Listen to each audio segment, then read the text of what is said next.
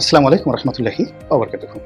সম্মানিত দর্শক, বাংলাদেশের রাজনীতিতে এখন এমন একটা পরিস্থিতি তৈরি হয়েছে, চারিদিকে তাকালে শুধু মনে হচ্ছে যে জামাত ছাড়া অন্য কোনো রাজনৈতিক দল নেই। দ্বিতীয়ত, জামাতে যারা লোকজন রয়েছেন তাদের মধ্যে আত্মবিশ্বাস এমন একটা পর্যায়ে চলে গেছে, তারা মনে করছেন যে জনগণ জামাত ছাড়া আর কাউকে ভোট দেবে না। তৃতীয়ত, তারা যেভাবে ইসলামিক দলগুলোকে এই গত 14 মাসে এক করে ফেলেছেন, তাদের পক্ষে এটি রীতিমতো বিস্ময়কর। আমরা জানি যে জামাত প্রতিষ্ঠিত হওয়ার পর জামাতের সঙ্গে অন্যান্য ইসলামিক রাজনৈতিক যে দলগুলো রয়েছে তাদের নীতিগত পার্থক্য ছিল। এমনকি একই জোটে থাকার পরেও, অর্থাৎ মাওলানা ফজলুল হক আমিনী, শাইখুল হাদিস মাওলানা আজিজুল হক মানে মামুনুল হক সাহেবের বাবা, ওনারা এবং জামাত একই সঙ্গে জোটবদ্ধ থাকার পরেও তাদের সঙ্গে জামাতের সম্পর্ক কখনো ভালো ছিল না। এর কারণ হলো তারা যে নীতিনৈতিকতা বা তারা যে থিওলজি ধর্মতত্ত্ব বিশ্বাস করে সেটা কওমি ঘরানার। আবার অন্যদিকে জামাত যে ওহাবি মতবাদ বা যে সালাফি মতবাদকে তারা ধারণ করে, সেটাকে মামুনুল হক সাহেবের বাবা বা অন্যান্য যারা ছিলেন বা এখন যারা আছেন তারা এটাকে বাতিল ফেকরা মনে করেন যে এটা ইসলাম বিরুদ্ধ। ফলে পাশাপাশি থাকার সত্ত্বেও তাদের মধ্যে নিদারুণ বাকবিতণ্ডা হতো। জামাতের অনেক নেতা বা অনেক ইসলামী যারা স্কলার রয়েছেন তারা প্রাণান্ত চেষ্টা করতেন যে এই ইসলামী শক্তিগুলোর মধ্যে মানে একটা সমঝোতা হোক, কিন্তু এটা হয়ে ওঠেনি। কিন্তু ডক্টর শফিকের নেতৃত্বের যে জামাত গত 14 মাসে এই অসম্ভব কাজগুলো তারা করে ফেলেছে। তারা ইতিমধ্যে যেটাকে বলা হয়, আপনি যদি ধরেন একেবারে অসম্ভব, চরমোনাইকে তাদের দলে ভিড়িয়ে ফেলেছেন, ইতিমধ্যে মামুনুল হককে তাদের দলে ভিড়িয়ে ফেলেছেন, ইতিমধ্যে হেফাজতের একটা অংশ, হেফাজতের দুটো অংশ, একটি অংশ আওয়ামী লীগপন্থী আর একটা অংশ ছিল আওয়ামী লীগ বিরোধী, কিন্তু আওয়ামী লীগ বিরোধী যে অংশটি ছিল সেটির সঙ্গে জামাতের কোনো সম্পর্ক ছিল না। তো সেই অংশটিকে তারা কিন্তু ইতিমধ্যে ক্যাপচার করে ফেলেছে এবং তাদের অনুগত বানিয়ে ফেলেছে। আপনারা জানেন যে বাংলাদেশের কয়েকটি মতবাদ, যেমন জামাতের যে মতবাদটি সালাফি মতবাদ, এটির সঙ্গে যারা তাবলিগ করে তাবলিগের মতবাদের রীতিমতো আকাশ পাতাল যাকে বলে পার্থক্য। তাবলিগের যারা লোকজন আছে তারা জামাতকে কোনো রাজনৈতিক দল বা কোনো ধর্মমতই মনে করে না, আর জামাতের লোকজন তাবলিগের যারা কর্মকাণ্ড এটাকে একেবারে বেদাত, বেশরিয়তি আর অনেক কিছু বলে বেড়ান। তো এখন সেই দুটো পক্ষ এক হয়ে গেছে। জামাত পীর প্রথা, পীরতন্ত্র, মাজার পূজা, এটাকে তাদের মানে কি বলা হয় ইমানের দায়িত্ব, এগুলোকে অপোজ করা যায়, এই সমস্ত পীর ঠির বাদ। কিন্তু বাংলাদেশের মধ্যে সবচেয়ে মশহুর পীর গরম পীর, মানে যারা মুগুর হাতে একসময় বা লাঠি হাতে একসময় মিছিল করতো, গরম পীর বলা হয়।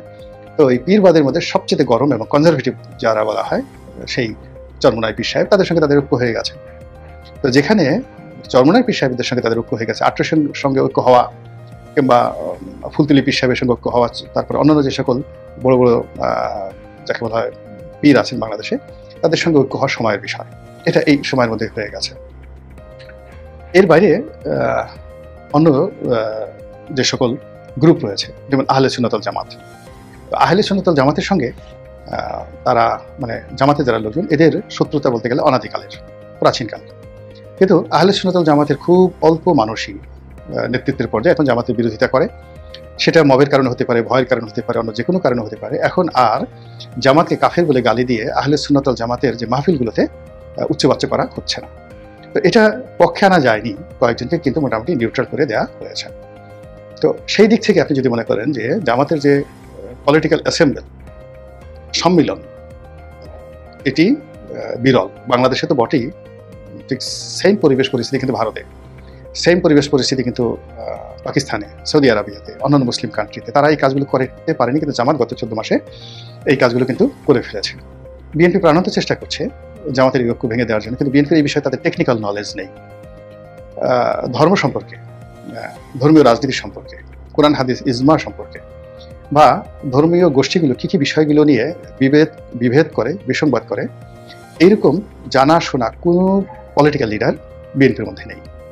আবার এই সমস্ত বিষয় যারা জানেন তাদের সঙ্গে বিএনপির কোনো সম্পর্ক নেই। ফলে বিএনপি এই জায়গাটা থেকে রীতিমতো একেবারে অসহায়, দুর্বল এবং কাঙালের মতো তারা ঘোরাফেরা করছে এবং তারা একবার মামুনুল হক সাহেবকে নিচ্ছেন, আবার একটু করে মামুনুল হক সাহেব চলে যাচ্ছেন। দ্বিতীয়ত, অন্যান্য যে সকল ছোট ছোট রাজনৈতিক দলগুলো রয়েছে, যেমন ধরেন গণ অধিকার পরিষদ, তারপরে যেগুলো এখনো পর্যন্ত বিএনপির পক্ষে আছে প্রকাশ্যে। কিন্তু শেষ পর্যন্ত জামাত যদি তাদেরকে ডাকে, ভোটের মাঠের অবস্থা যদি জামাত এখন যে অবস্থা আছে তার সাথে আরও ফেভারেবল হয়ে যায়, তাহলে অন্ততপক্ষে আমি নাম বললাম না, ছোট ছোট যে সকল রাজনৈতিক দলগুলো এখন বিএনপির সঙ্গে আছে তারা হাতে গোনা 2-1 ছাড়া কেউ বিএনপির সঙ্গে থাকবে না। সবাই কিন্তু জামাতের সঙ্গে চলে আসবে, বিএনপি পুরো মাঠে একা হয়ে যাবে, পুরো মাঠে একা হয়ে যাবে। এবং একা হয়ে যাওয়ার ফলে কী হলো, সেক্ষেত্রে তাদের জন্য আরও ভয়ঙ্কর অবস্থা তৈরি হয়ে যাবে। এর কারণ হলো ইতিমধ্যে বিভিন্ন জায়গাতে শরিক দেখে সিট দেওয়ার জন্য বিএনপি যে জায়গাগুলো খালি রেখেছে, ওখানে বিএনপির প্রার্থীরা মানসিকভাবে দুর্বল হয়ে পড়েছে, অভিমান করেছে, নিজেদেরকে গুটিয়ে নিয়েছে। আর যে সকল জায়গাতে বিএনপির প্রার্থীদের মধ্যে বিভেদ আছে, প্রতিযোগিতা আছে, বিসংবাদ আছে, মারামারি কাটাকাটি হানাহানি আছে, ওই জায়গাগুলোতে জামাত এবং তাদের যারা সহযোগী রয়েছে তারা ইজিলি অনেক কিছু করতে পারবে। এখানে জামাত, আমার যেটা বিশ্বাস যে জামাত যেহেতু প্রশাসন অত্যন্ত গুরুত্বপূর্ণ একটা স্টেক হোল্ডার, দ্বিতীয়ত তাদের প্রশিক্ষিত ক্যাডার বাহিনী আছে, তৃতীয়ত তাদের আর অনেক কিছু আছে, মানে যেগুলো শব্দ করে অনেক কিছু তাদের আছে এই মুহূর্তে, আর অর্থ আছে। তো সেক্ষেত্রে তারা হয়তো সেই শেখ হাসিনার পন্থায় অবলম্বন করবে বা সালাউদ্দিন কাদের চৌধুরী সাহেবের পন্থা অবলম্বন করবে। আসসালামু আলাইকুম চাচা, আপনি আমাকে ভোট দেবেন? আমরা শুনেছি, এটা সত্য মিথ্যা আল্লাহ মাফ করুক, ভোট দেবেন? হ্যাঁ চাচা আপনাকে তো ভোট দেবো, তাহলে আর ভোট কেনা যাওয়া দরকার নেই, ভোট আমি পেয়ে গেছি। তো জামাত যদি বলে যে ঠিক আছে, আসসালামু আলাইকুম ভাই সাহেব, কেমন আছেন? আমরা তো চেষ্টা করছি, দেখেন বিএনপি এইভাবে লুটপাট করছে, আওয়ামী লীগ এভাবে লুটপাট করেছে, একদিকে চাঁদাবাজি, এদিকেও চাঁদাবাজি, এদিকেও চাঁদাবাজি, এক জাহেল গেছে আর এক জাহেল আসছে। তো সাধারণ মানুষ বলবে যে হ্যাঁ হ্যাঁ ঠিকই তো, তো সেক্ষেত্রে আপনার কি একটু জামাতকে ভোট দেওয়া উচিত না? এই নেন একটা কোরআন শরীফ নেন। লোকজন বলবে হ্যাঁ ভালোই তো, ঠিক আছে অসুবিধা নেই, যাওয়ার দরকার নেই, ভোট আমরা পেয়ে গেছি, মনে মনে বলতাম। তো এই যে ভোট পাওয়া, ভোট গ্রহণ করা, রেজাল্ট শিট তৈরি করা এবং ভোট ডিক্লেয়ার করা, এটা যে তাদের জন্য কত সহজ এবং এটা আওয়ামী লীগ থেকে তারা কত সুন্দরভাবে শিখেছে এবং আওয়ামী লীগের আরও কত সুন্দরভাবে তারা করতে পারে, ইতিমধ্যে তার মহড়া হয়ে গেছে এবং এটা সফল হয়েছে, পরীক্ষা সফল হয়েছে বিশ্ববিদ্যালয়গুলোতে। কাজে বিএনপি তখন সেই সময়টাতে আঙুল চুষা ছাড়া আর হাউমা করে কান্নাকাটি ছাড়া, গড়াগড়ি করা ছাড়া আর কোনো উপায় থাকবে না। ফলে এই সম্ভাবনার ক্ষেত্রে জামাত এখন একটা ঐতিহাসিক অবস্থায় রয়েছে। তৃতীয়ত হলো যে বিশ্ব রাজনীতি এখন জামাতের ফেভারে। বিএনপি এখনো পর্যন্ত ভারতের সাথে বন্ধুত্ব করতে পারেনি। জামাতকে যদি আপনি কনজারভেটিভ দল বলেন, জঙ্গি দল বলেন, ইসলামপন্থী দল বলেন, কিন্তু তারপরেও তাদের যে ডিপ্লোমেসি, সেই ডিপ্লোমেসিতে তারা ভারতের বিভিন্ন গ্রুপের সঙ্গে তাদের যে কমিউনিকেশন, সেটা বিএনপির চেয়ে তারা অনেক অনেক অংশে এগিয়ে আছে, গোপনে এবং প্রকাশ্যে, সব দিক থেকে। এরপর আপনি যদি পাকিস্তানের কথা চিন্তা করেন, পাকিস্তান তো জামাত ছাড়া কিছুই বুঝে না। এখানে ডক্টর মোহাম্মদ ইউনূস বলেন, অন্যান্য যা কিছু বলেন, তারা কিন্তু এই যে পাকিস্তানের সাথে যে সম্পর্কগুলো দেখছেন এই মুহূর্তে রাষ্ট্রের, এটা কিন্তু থ্রো অথবা ভাইয়া জামাতের মাধ্যমে। এই জায়গাটিতে পাকিস্তানের হয়তো সফট কর্নার আছে বিএনপির সঙ্গে, কিন্তু বিএনপি তো এরকম পাকিস্তানপন্থী কোনো রাজনীতিবিদ কৌশলগত সম্পর্ক যেভাবে জামাতের সাথে আছে, ওই সম্পর্কটি তারা স্থাপন করতে পারেনি। চীন এখানে যে আসে তাকে মেনে নেবে, তারা সবার সাথে, তারা বিএনপি, আওয়ামী লীগ, জামাত সবার সাথে একটা সম্পর্ক স্থাপন করে চলেছে। কিন্তু সমস্যা হয়ে গেছে কানাডা এবং আমেরিকাতে। কানাডা এবং আমেরিকা প্রথম থেকেই, সেই 2001 সন থেকেই ধীরে ধীরে বিএনপির সম্পর্কে তাদের একটা নেতিবাচক ধারণা রয়েছে। বিশেষ করে তারেক রহমান সাহেব আমেরিকাতে যেতে পারবেন কি পারবেন না, এটা নিয়ে নানা রকম কথাবার্তা আছে। তিনি কি আমেরিকাতে নিষিদ্ধ, বা তাকে কি ভিসা দেওয়া হবে না, এই বিষয়গুলো নানা কথাবার্তা কিন্তু চলছে। হয়রাজ জামাতের আমির ফ্রিকুয়েন্টলি তিনি আমেরিকা যাচ্ছেন, জামাতের লোক গোপনে প্রকাশ্যে আমেরিকা যাচ্ছে। তাদের যে লবিস্ট ফার্মগুলো রয়েছে, সেই লবিস্ট ফার্মগুলো সেখানে অত্যন্ত শক্তিশালী। এবং আমেরিকাতে এখন জামাতের অবস্থা কি, আপনি চিন্তা করেন যে জোহরান মামদানি এখন নিউ ইয়র্কের মেয়র হলেন। এই জোহরান মামদানি তার যে নির্বাচন, সেই নির্বাচনের পরে তিনি এক ভদ্র মহিলার নাম তিনি কৃতজ্ঞতা সাকারে স্মরণ করেছেন যে তার এই নির্বাচনের পেছনে বাংলাদেশি আন্টি, একজন বাংলাদেশি আন্টি অনেক সাহায্য করেছে, সহযোগিতা করেছেন, কাজেই thank you aunty, thank you aunty. আপনাকে জানেন সেই বাংলাদেশি আন্টিকে? সেই বাংলাদেশি আন্টি হলেন এই মীর কাসিম আলী সাহেবের স্ত্রী, এখন যে ব্যারিস্টার আরমান, তার মা। মীর কাসিম আলী সাহেব যখন স্বাধীনতার পরে প্রথম ছাত্র শিবির হলো, তার সভাপতি আর ছাত্রী সংস্থার প্রধান ছিলেন এই বাংলাদেশি আন্টি মীর কাসিমের স্ত্রী। তো তিনি এখন আমেরিকার রাজনীতিতে নিউ ইয়র্কের মেয়রের গুড বুকে এবং তাকে নির্বাচিত করার পেছনে, যেখানে বাংলাদেশি আন্টি হিসেবে জামাতের মীর কাসিম আলীর স্ত্রী এত গুরুত্বপূর্ণ ভূমিকা পালন করতে পারে, কাজেই আমেরিকাতে জামাত কোন অবস্থায় আছে।